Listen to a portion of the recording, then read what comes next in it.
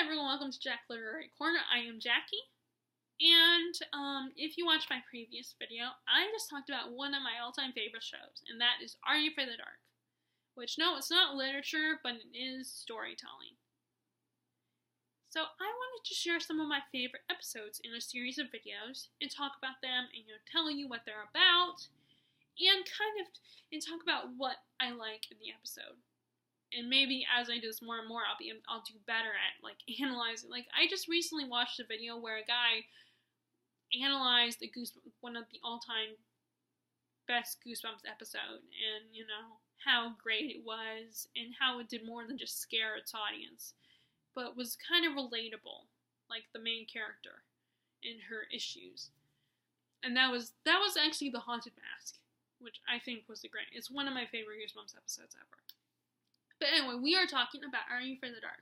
So I've already talked about The Tale of Laughing in the Dark and The Tale of the Ghastly Grinner, which are both clown episodes. There is another clown episode. I don't know if I'm going to talk about that one or not. I'm not sure if it would be on my favorites list or not. So I might talk about that one. I don't know yet. But anyway. So let's see. What's the next one I should talk about? I guess I'll talk about The Tale of the Phantom Cab, which was the very first episode, the opening episode of the series, which apparently was not as well received, but I personally loved it. So this is a story about two brothers, Denny and Buzz, who are, trekking through the woods.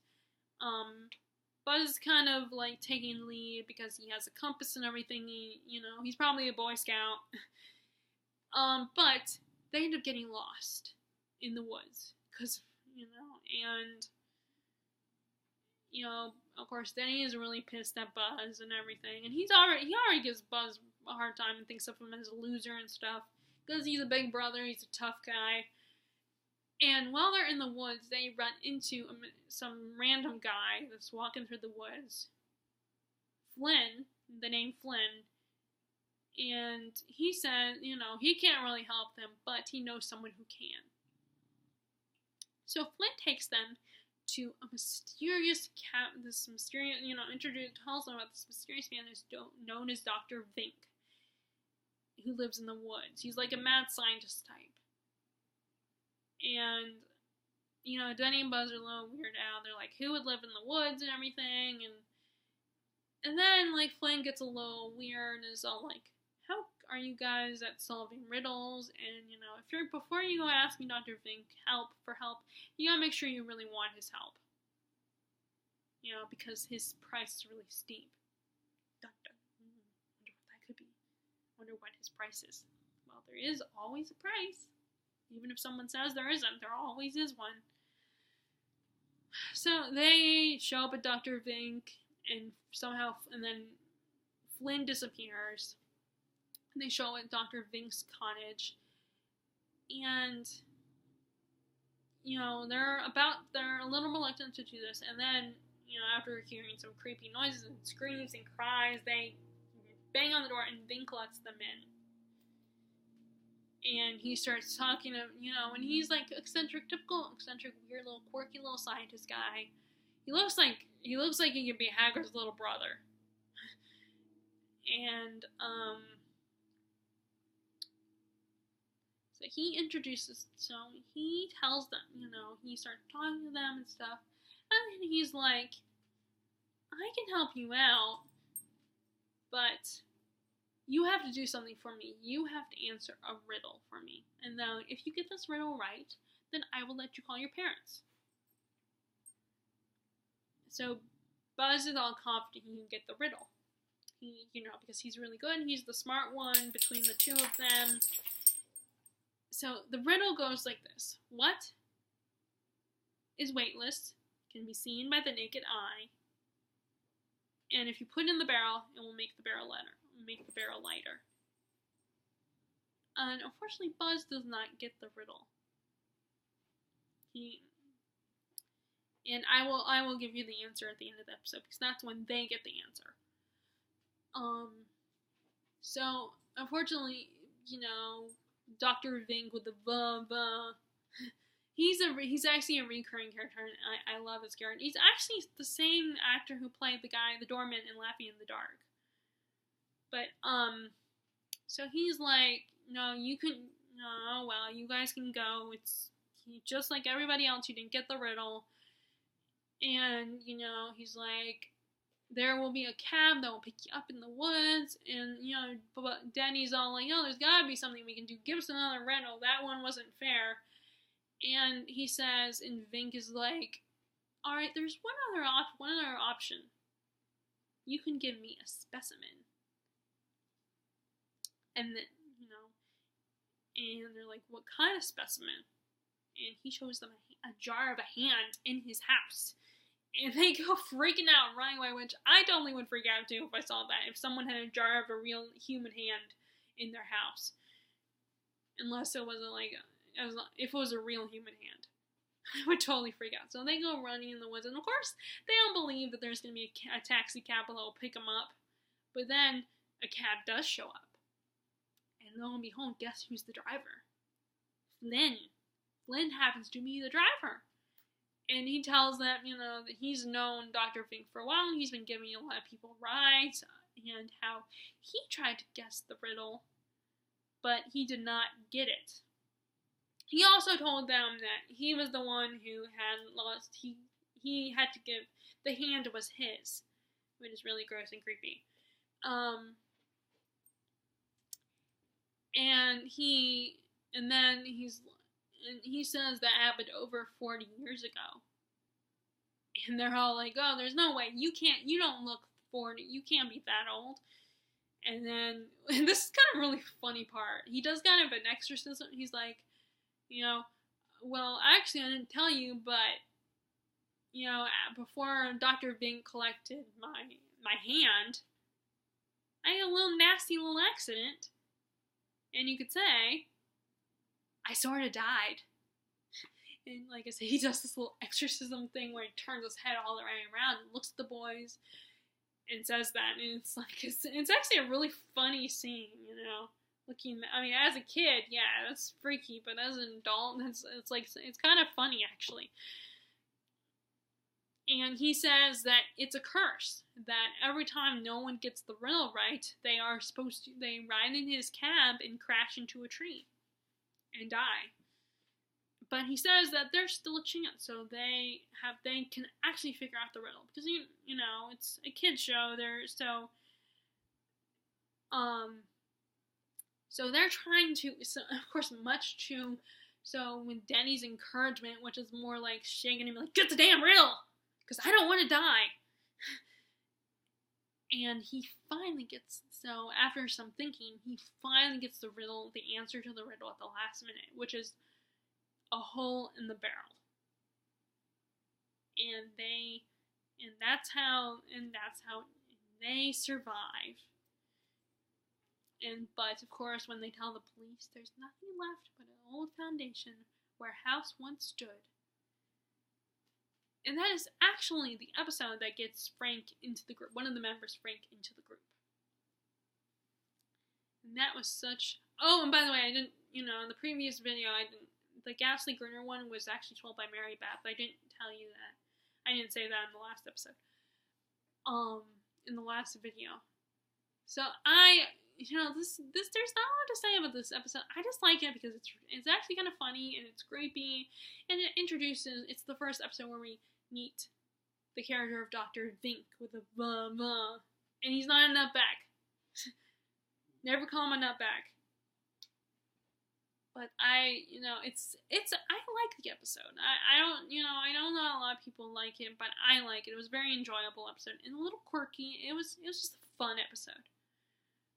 Okay, so the next one I'm going to talk about is a different kind of creepy episode.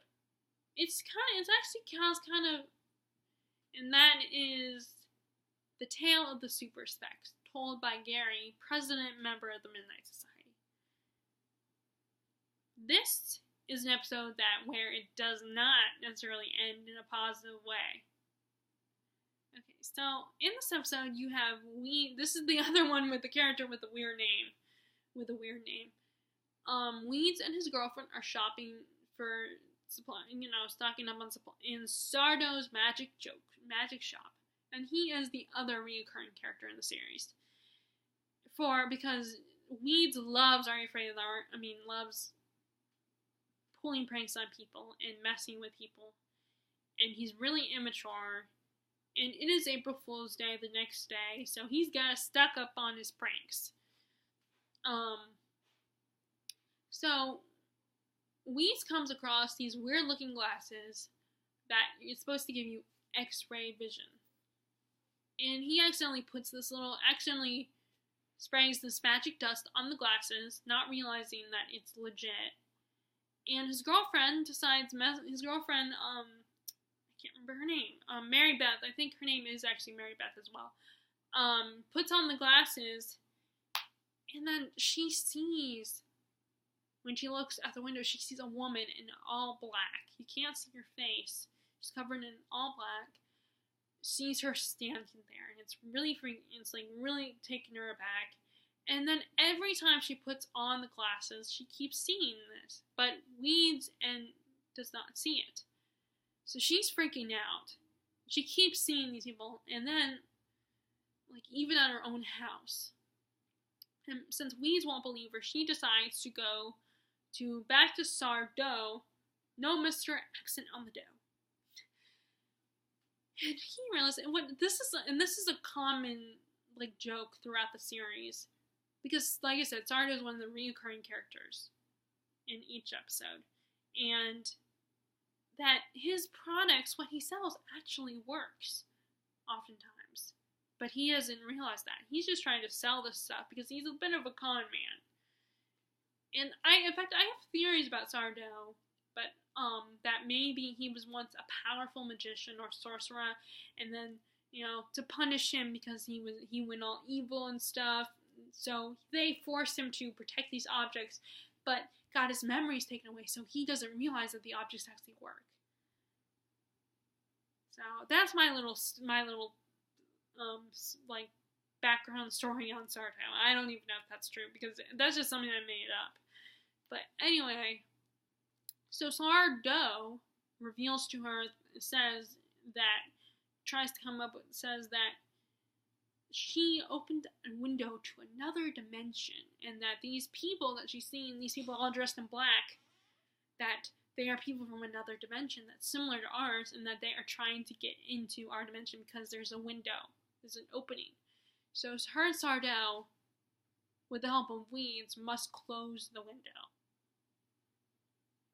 And there's a bunch of other stuff that happens in the episode, by the way. There's he puts the dust of Dandron, the magic dust, into this girl's yogurt and makes her voice sound all funny, and he does all this funny stuff and everything, but it doesn't work for him right away, so he thinks it's crap, and he's about to throw the dust down the toilet, but Mary Beth grabs it just in time, and they go back to her house and are going to close the window, and they go through this whole weird process, and at first it doesn't seem to work, and Weeds just thinks Sardo was, he's a fake and everything, but then they accidentally do something with the dust of Dandron and open the window. And then, all this weird stuff starts happening, and then they see, every time everything goes still, and then they see a pair of eyes looking at them through the window, and the eyes say to them, "You have messed with the cosmic seal, and you can't do that. Two worlds can't coexist on the same plane. We're gonna have to fix this." So all this shaking and stuff happens, and they try to close the window and everything, but then next thing you know, you come back to what looks like reality, and you see a group of kids who look similar to our kids in our story, but it's not them.